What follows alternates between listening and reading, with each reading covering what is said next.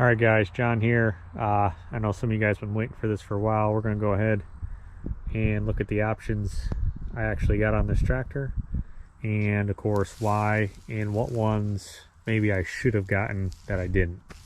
So I guess the easiest thing is to start with the loader. As you can see, it is a 540R loader. 540R loader will fit basically anything from 5075M all the way up to 5125R. I will say, if you're looking at getting a loader, go with the 540 for a few reasons. One being the quick detach here, so you don't have to pull any pins. It's a slide of the lever. Of course, here I've got the quick connect for the hydraulics. Pop that, do the same to the other side over there. You know, you can get the loader off. Also, that being said, where it latches here, the post comes up to about here instead of, you know, up here. So that way you have more visibility when this loader is actually off the tractor. And I'll get to that hopefully in another video. Just trying to get things done here, guys, before winter, of course. Again, talking about the loader, the single connection block was an option to me. I'm probably going to be taking the loader on and off. At least that's the plan. So that's why I went with this. If you're not, then you can save the, I want to say this was $1,000. So you could save that $1,000 if you're just going to forever pretty much leave the loader on there. Now back to why I did get a self-leveling. Pretty much the ground here is flat. So with the self-leveling, of course, it keeps the position, you know, all the way up or down. So I did get a set of forks, and that's nice when you're moving pallets and stuff like that. You don't have to worry about adjusting the height. You know, once you come in level, you can raise the load up, straight up, and don't have to worry about, you know, the tilt. You can get a regular loader, 540R loader, that's non-self-leveling, but I went ahead and got the self-leveling. Another option is the third function. I believe standard is the quick connect for that. I don't think you can get the two Pioneer fittings there. I think you automatically get the quick connector there. So that is another option. And for me, down the road, plan on getting a grapple on this. So yeah, ended up getting that. Now, grill guard is part of the loader bundle. So if you order the tractor set up for a loader, of course it has the loader mounts installed there, and you have the grill guard. Other than that, guys, I did order loader lights, which are on back order. That's kind of it for the loader for options. Standard is the park stands that pop down. Of course, the indicator, that's standard. With that being said, I did, if we talk about the tractor now, I did get this front weight added from the factory. It's honestly like a few $100 from the factory versus if you order it direct from the dealer, it's like $500. So if you're ordering one of these, definitely look at getting that installed at the factory. Yeah, it's a little weight there, but my biggest thing is it's also additional protection, you know, here for the hood. So that's why I put that, or ordered that weight bracket there. So if we come back over to the side, I guess the biggest thing you guys can see option wise is the tires. Fronts are 480 65 R24s, and the backs are 540 65 R38s. So really big tires on this, guys. It's actually the biggest tire option you can currently order through the configurator. Now if you look at the brochure, it will tell you can put 600s on it, but yeah, I wasn't in the configurator, so I went with these. I would have gone bigger if it was possible. To me, reason being, of course, better stability and bigger tires on the back.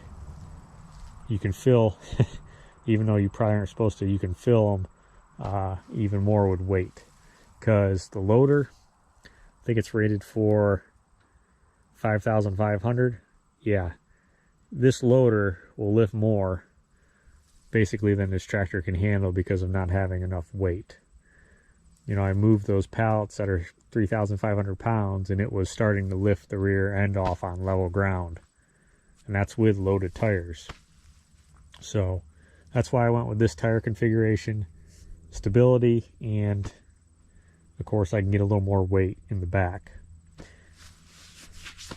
Now with that being said, of course you can see I opted to put fenders on it. So at the front here we do have the turnable fenders. You can see how mounted down in there. So you know, when the tire turns, the fender turns with it. I don't really know if it impacts how tight I can turn though. I'm guessing the stops are turned out to where the tire can't turn as far, but I'm not positive on that, guys. You can also get the ones mounted on the loader frame, but to me, yeah, they look horrible and they're almost kind of pointless, because when you start to throw stuff up on the tractor, it's normally in a turn, not so much in a straight line. So yeah, just my 2 cents on the front fenders. I would say don't monkey around with the loader mounted ones. Get the turnable ones, factory installed, and be done with it. Fender extensions. Went with the bigger ones. 2 options. I opted for the bigger ones because of the bigger tires. The smaller ones will actually come to about here, and then they swoop around to here. You don't have this section here. Now, that being said, there could be a chance where that's going to be an issue with the 3-point. We'll see. But if you're concerned with that, you could get the smaller ones to give you a little more fender coverage there if you go with a bigger tire setup. I guess while we're here, guys, you can see we have a PTO switch button here, one on either side. It was an option for 67 bucks. Went ahead and did that. I did not get the additional hitch function because that was like $600. So it comes standard with the hitch function, of course, on that fender, just not on the other one. I wasn't going to spend the extra money there just to be able to control it from here. But you move around this side, it's hard to tell. There is the block heater installed there. Basically, that was a requirement by the dealer. It's going to be stored in a heated shop, so I really hopefully will never have to use that. But I understand why they want it installed no matter what, because that's a son of a gun if you've ever done one to install. So it's about $100, I believe it was. So nothing real pricey. And if I do get in the scenario where it's needed, it is installed. Mirrors are standard. If you're looking at an M, they're an option, so just be aware of that. Again, lighting package is the LED lighting package. I want to say it was $700. To me, well worth it. You get the 2 LEDs up front. You get the LED on each side. So, of course, with the 5R, you have the side lights, and on the new 2022 5M, we'll have this upper roof design. That's definitely a big thing if you're going to do something at night. But on the back, of course, you can see we have 2 more LEDs. So the kit comes with those, and it's supposed to have the ones in the front hood here. I'm guessing that's one thing this tractor was waiting on. They ended up just shipping it with the regulars. They are, of course, back ordered, so waiting on those. But so, of course, we have 2 remotes back here. It was an option to go to a third. To me, I don't plan on needing it. If I do, it's not a real big deal to add it on. The wiring is here for it. But the option I did go with is the collector. Not so much to collect this hydraulic oil. I mean, yeah, it's nice to collect it and it doesn't spill down the side, but normally these don't hold up very well. But yeah, that is there. But the biggest thing is when you order this collector kit, you get the different covers, and these covers are a lot better than those stupid plug-in ones, or the flip ones. So if you're looking at this and you see that on the list, get it, because those flip up ones, you can snap your fingers on them. I've done that before. And then those other ones, like, you can opt on the 5M, the plug-in ones, they suck. I don't know what else to say there. So with this collector design, it has these different covers, which to me are a lot better than the flips and the plug-ins. Also, with that being said, I did opt to get isobus ready. So if some of you guys don't know, that's the new standard, of course, for powering equipment. So if a machine has say a controller on it, like a brown bale or something like that, you know, normally you would run a harness from the baler up into the tractor through here. But with newer stuff, they've gone to a standard where it just plugs into the back of the tractor, and then your monitor plugs in right over there on the side of that corner post. There's a 9-pin.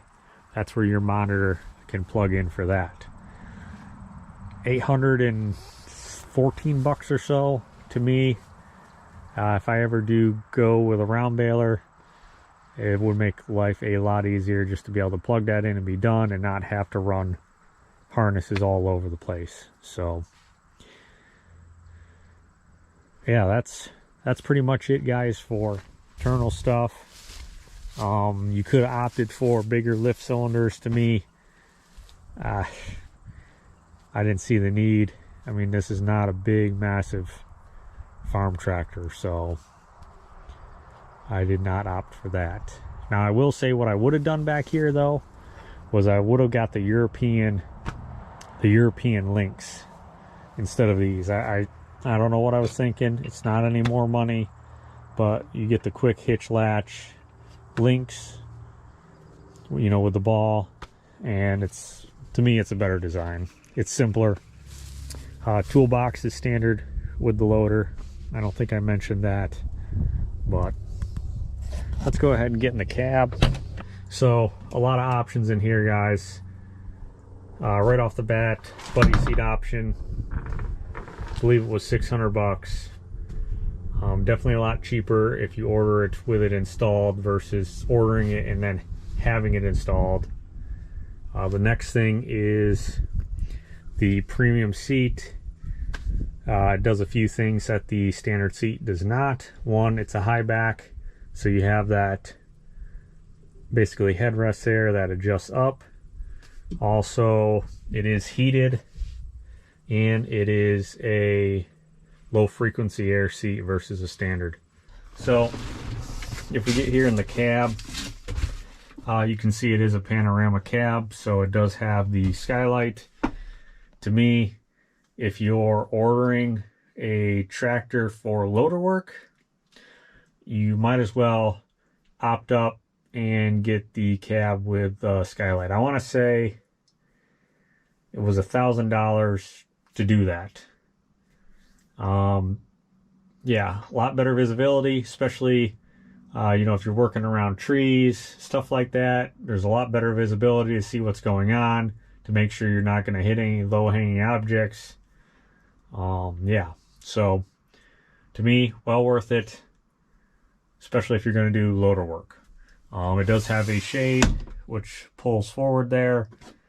The only Downside to this is there's nothing that latches this shade. So if you're doing a lot of road travel, you may need to get like a magnet or something here to hook it to this support.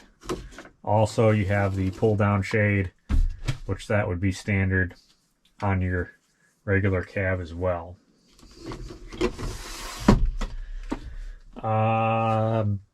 Reverse mirror here, pretty sure that was standard.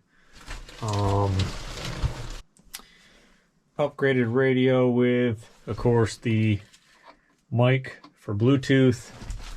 That was one thing when you upgraded to the panorama cab, I believe that upgrades there. Also, when you do that, it adds a rear wiper on the back, and you can see that down there, a subwoofer. So you can't opt out some of those things. It's just you pick. Deere's kind of interesting like that. You'll pick this option, you know, and then you have to spend the extra money on this, and then the subwoofer, which, yeah. But the biggest thing is the command arm. The command arm by itself, I want to say is $3,000. But with that, again, you have an additional option you have to get. So $3,000 for the command arm, and then another $3,000 for the joystick to be reprogrammable.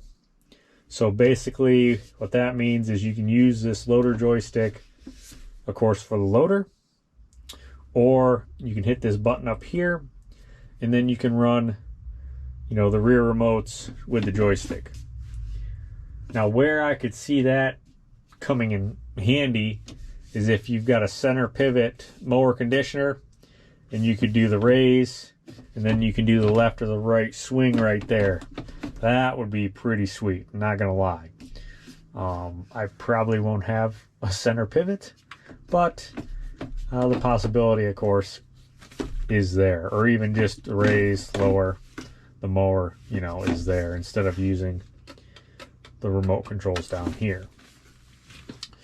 But nonetheless, also when you do this, you have to upgrade the hydraulic system on the tractor to PFC, so pressure flow compensating hydraulics, which basically means, guys, we're not always pumping hydraulic oil unless it's needed, which is one of the biggest things between the 5M and, of course, the 5R. So it does a few things. Of course, if we're not constantly pumping hydraulic oil around, then we're not generating heat. And with that, we're also reducing fuel consumption.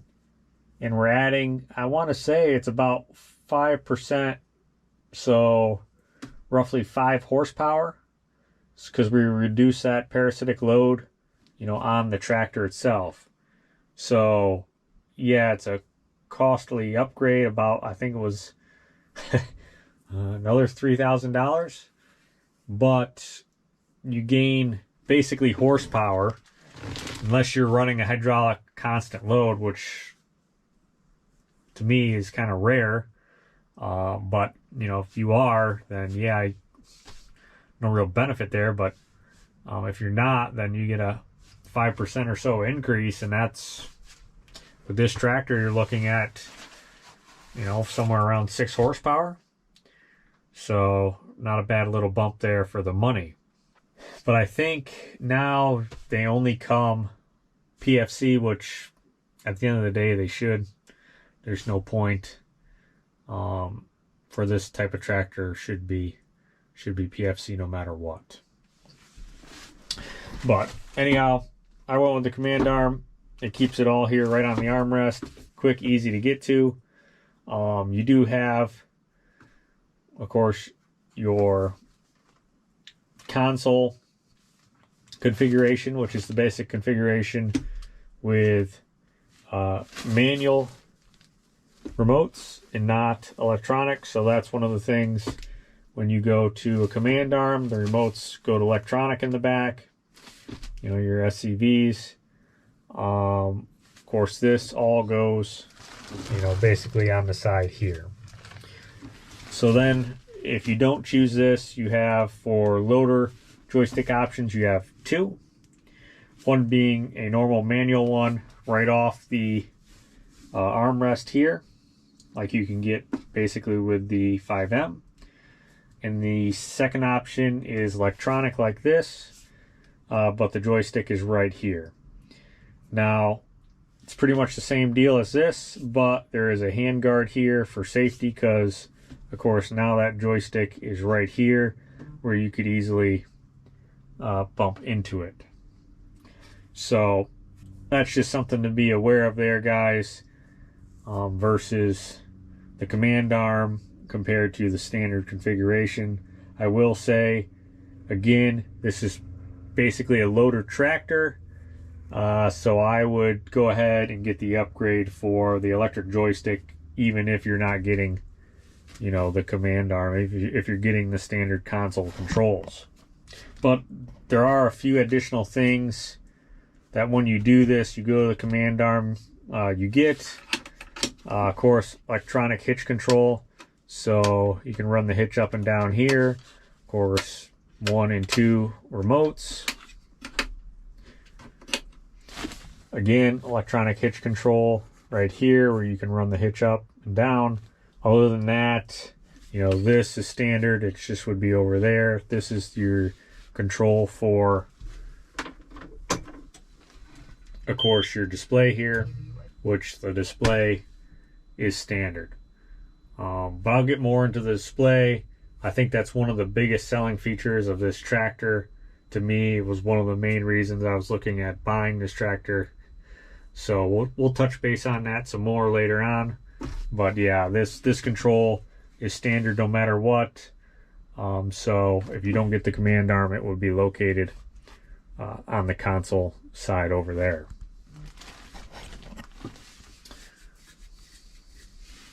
Other than that, guys, option-wise, the only other thing is the transmission.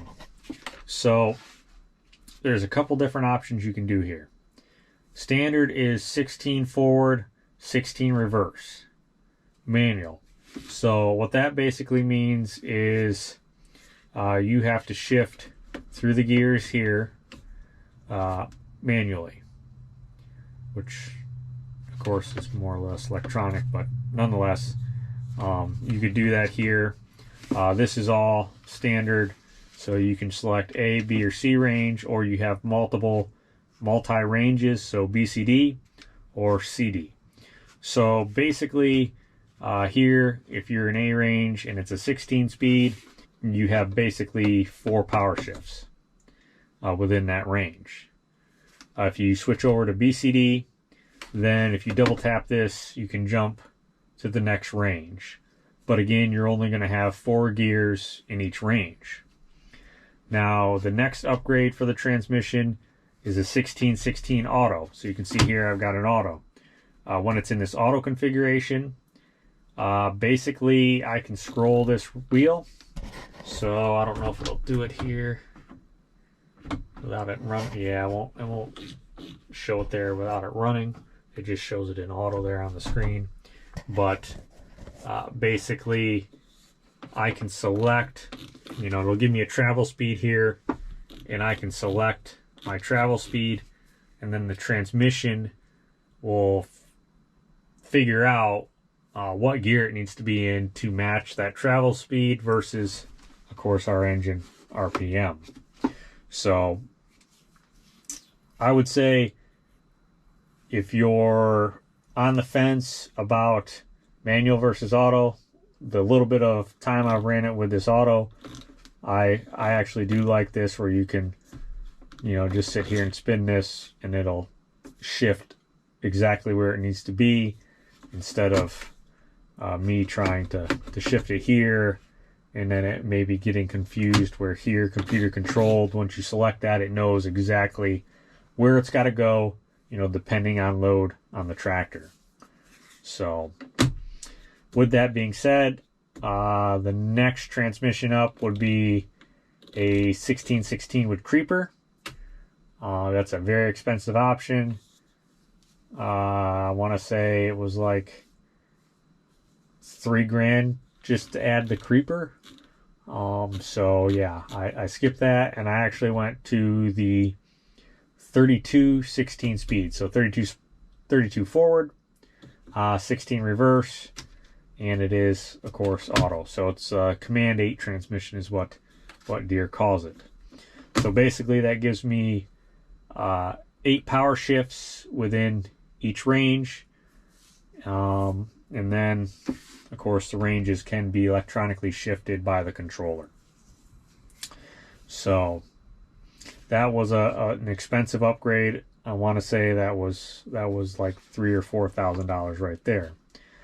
I've always looked at it as the more gears the better. It really depends on the situation. It's not always better. But we'll see how this goes. I would have preferred an IVT, but they currently don't offer, an IVT and a 5R. That would have been where, honestly, my experience with running Deere tractors that are IVT, that's where I would have liked to have been. But, we'll see how this goes. So yeah, that is the transmission configuration. It is the top one you can currently get. Other than that, guys, that's kind of all the options I ended up going with. Now there are a few I didn't go with, of course, one being front 3-point hitch and PTO. So of course I didn't go with that, that front 3-point there. Also up front you could have went with front axle suspension. Yeah, that was going to be $4,000 there, so I opted not to get that.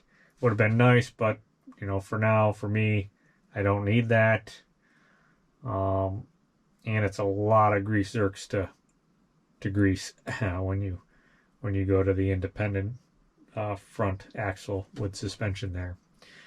Other would have been cab suspension. That was $1,500. I skipped that because it's just shocks in the back. It's the cab is hinged at the front. From what I could tell online, watching people, it looked like the cab was, rocking back and forth more than anything. So I just went with a better seat versus the cab suspension. It just does not look good at all. Also, when you do that, then your AC lines, all that sort of stuff has to constantly move because the cab is moving. Yeah, don't like that idea, guys. So didn't get that. Didn't get the front axle suspension. Again, didn't get the front 3-point and PTO. That would have been the package. I want to say it was $8,000. Basically, the cost of a front loader. So yeah, didn't get that. But if I remember correctly, that's pretty much it. Unless you get GPS. Oh, and also JD Link controller. That's an option, $600. I did opt for that. Basically, you can connect to the tractor and see where it's at, what's going on, that sort of stuff. We'll get into that when that comes. I think it's worth the money. Other than that, guys, that's pretty much it that I can remember. The regret, basically to me, was the back, the 3-point there. Oh, and in iTech. iTech was $200 if you ordered it from the factory, and it's like $600 or something, I think, dealer installed. Not a real game changer there because iTech basic, but so yeah, guys, that's going to be it. Hopefully this helps you guys if you're looking at speccing one of these. We'll get more into the cab and stuff later on, controls, all that, and that terminal. So anyhow, guys, thanks for watching. Hopefully I'll catch you on the next one.